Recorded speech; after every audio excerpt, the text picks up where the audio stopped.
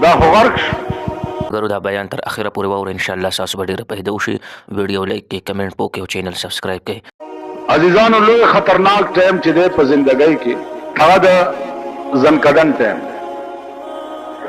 د زنکدن په ټایم کې د انسان د ټولې زندګۍ د ګټې او د بیلاد وخت.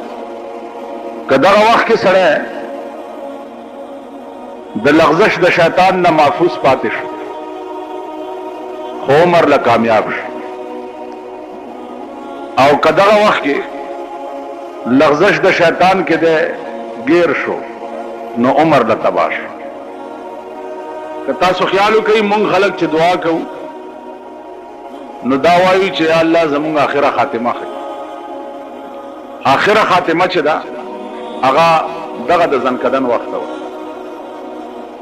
ځکه چې د ټولې زندګۍ دار و مدار چې دی هغه په دغه وخت باندې. علما وایي چې د زنکدن په وخت کې سړی ډېر سخت تږی وي،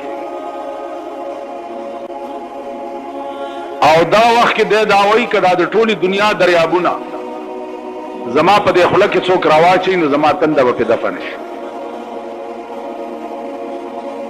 دغه وخت کې شیطان ورته ولاړي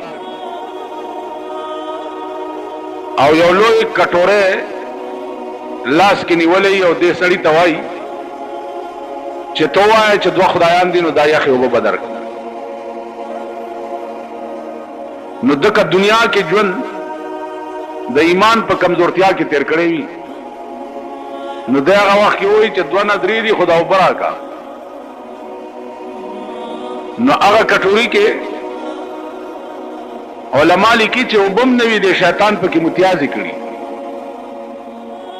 هغه توی کی او ورته وایي چې عمر له مې د بیړه تباه کړه.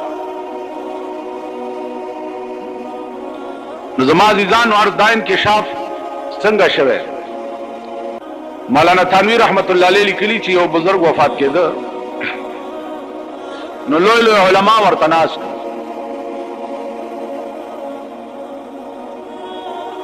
چې ناستو نو هغې شیطان ورته ولاړ دی او شیطان ورته وایي دی بزرگ ته چې یا مولانا قد نجوت،